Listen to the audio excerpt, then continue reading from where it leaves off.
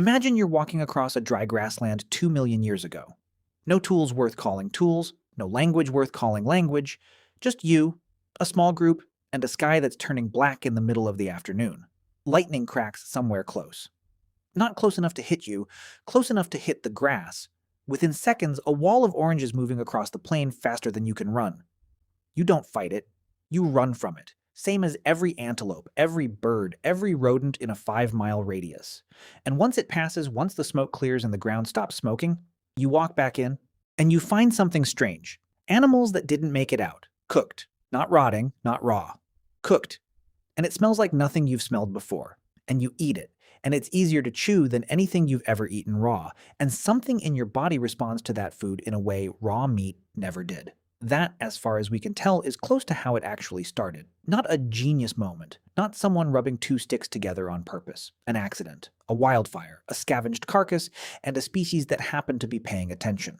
Today, fire is a button, a lighter, a stove dial, a match you strike without thinking. For almost the entire span of human existence, fire wasn't something you made. It was something you found and then desperately tried not to lose. So where does an accidental fire actually come from if you're not the one starting it?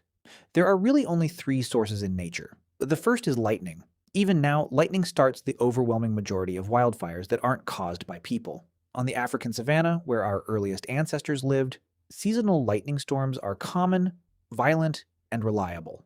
A single strike on dry grass in dry season can set off fires that burn for days. The second is underground fire. Coal seams and peat deposits, once ignited, usually by lightning, can smolder for months or even years, invisible, then breaking the surface somewhere unexpected. Some coal seam fires burning today have been going for centuries. A slow, self-feeding fire like that could sit in a landscape as an almost permanent source, one a clever group might learn to return to. The third source is the one nobody expects: tool-making. Early humans spent enormous stretches of their day knapping stone, striking one rock against another to flake off sharp edges. Do that enough times with the right kind of rock, especially something like flint against iron-rich stone such as pyrite, and you throw sparks. Real sparks, hot enough to ignite dry moss or fungus sitting right where you're working. Multiply that by thousands of strikes a day, across thousands of individuals, across hundreds of thousands of years, and at some point, the odds stop being odds.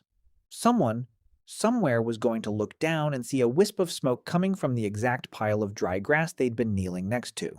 This isn't just a guess.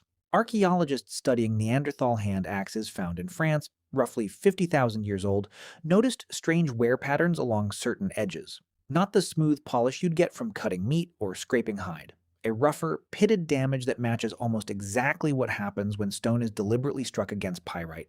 Someone was using their everyday tool as a spark generator, on purpose, tens of thousands of years before Otzi ever packed his fire kit. So the truth is, ancient humans probably didn't invent fire once. They stumbled into it repeatedly, from multiple directions, over an almost incomprehensible amount of time. And here's the part that surprises people. Knowing what fire is and being able to make it on demand are 2 completely different achievements, separated by hundreds of thousands of years.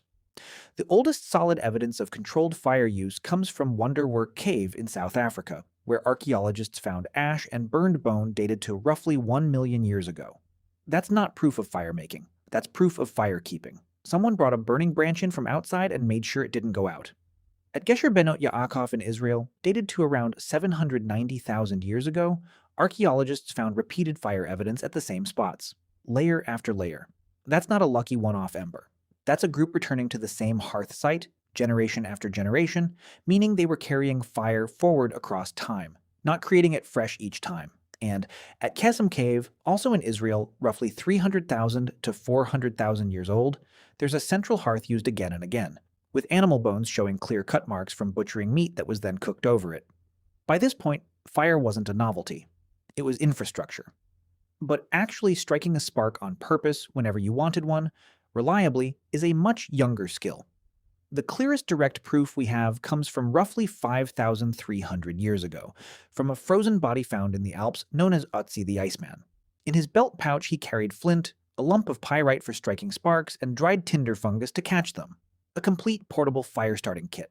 Not fire he was protecting, fire he could summon. And percussion wasn't the only path. On the other side of the world, a completely different accident was happening. Anyone who has ever drilled a hole into wood by hand knows the friction generates heat. Do that long enough, in dry enough wood, and the black dust collecting in the hole can start to smoke on its own. Archaeologists have found fire drills in Europe more than 9,000 years old. A preserved fire-starting toolset in China dated to around 7,000 years. And a wooden drill in Canada roughly 6,000 years old, worn smooth from exactly this kind of repeated spinning. Two unrelated technologies invented by unrelated groups, both born from the same accident. A repetitive task that happened to generate heat, done by someone who noticed instead of ignoring it. Which means for hundreds of thousands of years, between finding fire and being able to make it, humans lived with a strange, constant fear.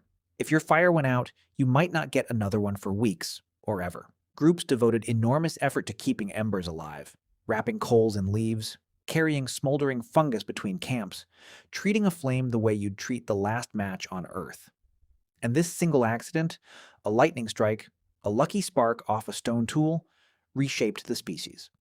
Cooked food is easier to digest, which means more usable energy from the same meal. Some researchers argue that extra energy is part of what allowed the human brain, an organ that burns through a huge share of our daily calories, to grow as large as it did. Fire also meant warmth in cold nights, protection from predators who feared the flame, light to work by after dark, and a fixed point where a scattered group became a gathered one. So, somewhere out on a smoking grassland or inside a cave lit only by chips of flint, an early human looked down at a spark they didn't mean to make, and instead of stepping on it, they fed it. They had no idea what they were starting. Cooking, language around a shared fire, tools worked by firelight. Eventually, everything we call civilization, all of it traced back far enough, starts with someone standing next to a fire they didn't build on purpose, and deciding, almost by accident, to keep it alive.